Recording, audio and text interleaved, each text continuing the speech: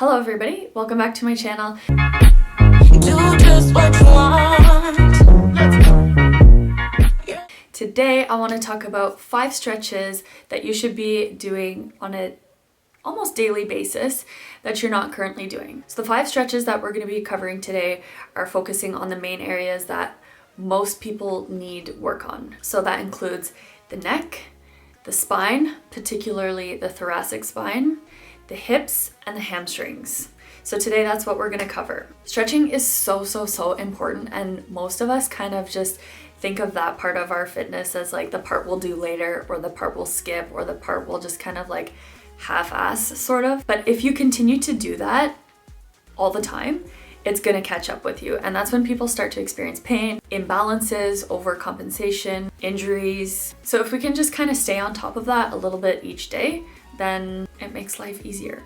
So let's jump right into it. The first exercise is a neck and upper back stretch, or a thoracic spine stretch using the wall. So this stretch is really gonna help correct that forward and head down posture that all of us are guilty of when we're on our phones, on the computer, sitting at a desk working all the time, just that constant forward posture.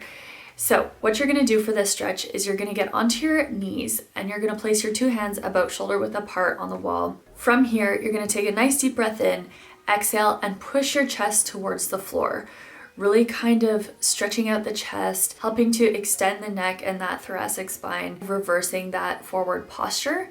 And you're gonna hold that for about 3 deep breaths and then come back out of it. And for this, you can kind of play with your spinal movement. So when you come out of the stretch, if you wanna kind of arch your back or flex your spine and then go back into it, you can. You can kind of play around with what feels good. But the most important part of this is really pushing your chest towards the floor, pushing that wall away from you, and getting that nice deep stretch in the chest and extending the neck and the upper back. The next stretch, the second stretch that we're gonna talk about, is another posture correcting stretch, which is gonna be done prone on the floor. So face down on the floor. And here I'm gonna be showing you 4 variations. So in each of these, I'm going to be pulling my shoulders down and back to really kind of flex the back and squeeze the back muscles and stretch the chest out. Again, if we're always in that forward posture, our chest muscles and the front of our necks are really kind of curled up in a ball all the time, and they become really tight and actually kind of pull us more into that position when we're not really aware of it. So to reverse that, we want to stretch our backs,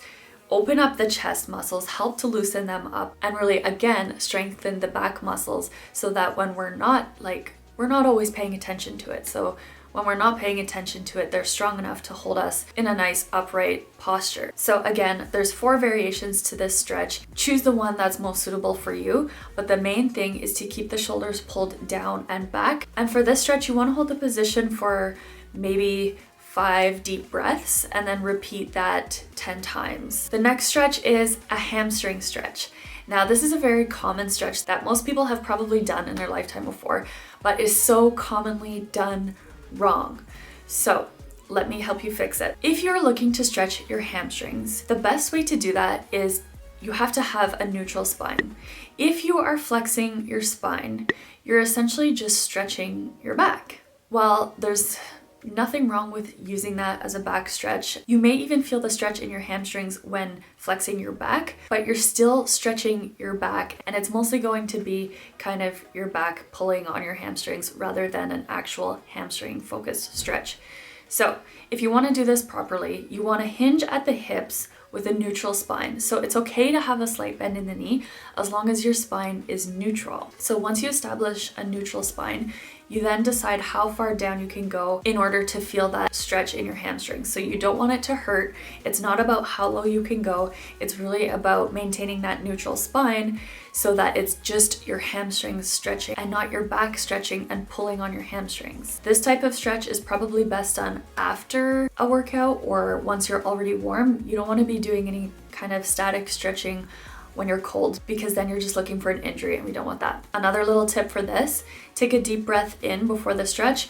When you exhale, try to lower a little bit deeper each time. So you can come in and out of the stretch with each breath, or you can try to hold the stretch for about 30 seconds. Both are fine. Just remember not to push it to the point where it's painful.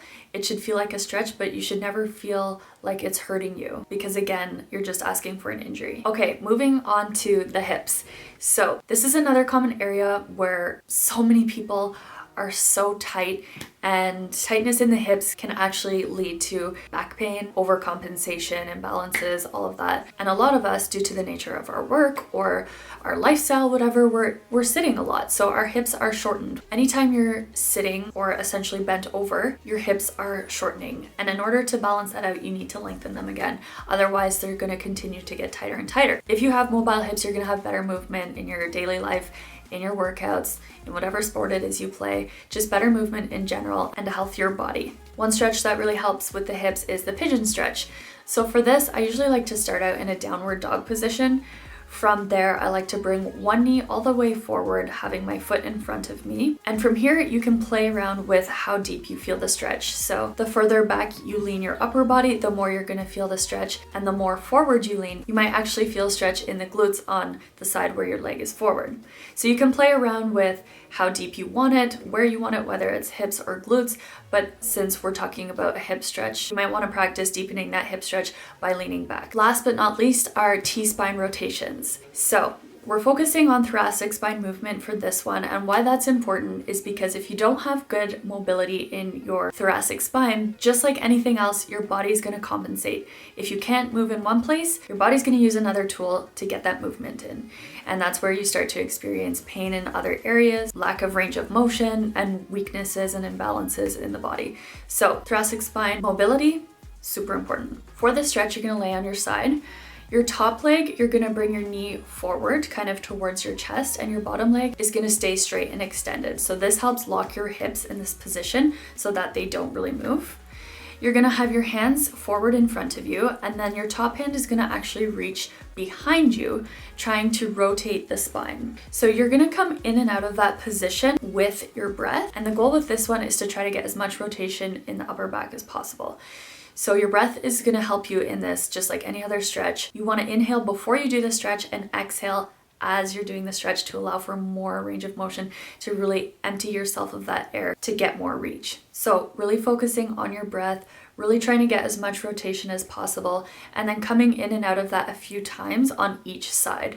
If one side is worse than the other, then maybe focus on that side for a few more reps, just to try to get things a little bit more even and balanced. So those are the 5 stretches that I'm recommending you try to incorporate a little bit each day. The reason why you should be doing a little bit of stretching or mobility each day is because we spend so much time, most of our time, in forward positions, whether it's driving, on our phone, at our desk, doing work, on a computer, sitting. It's just very common for us to be in certain positions frequently throughout our day. But we're not meant to be stuck in those positions.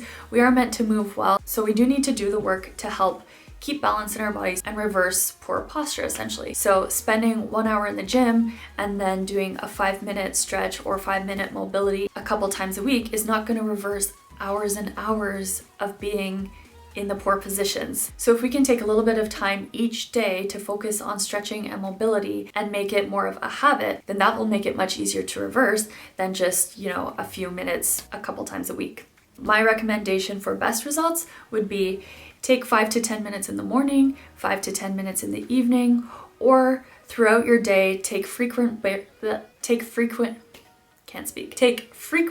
breaks to do a few minutes of just stretching and moving your body. Even if you can't do like a full 5 minutes, just doing a few breaths of each stretch is going to be so much better than not doing it at all, and it's going to make a difference. So that's it for today. Those are the 5 stretches that I'm recommending you give a try. I really think they're going to help you and make a difference in your movement and your posture and how you feel. So yes, if you like these kind of chatty educational videos, give this thumbs up. Don't forget to subscribe and hit that notification bell so you don't miss any awesome videos. And lastly, if you do want more health and fitness content, go see my Instagram page. It's full of it there, and we'll see you in the next video. Bye!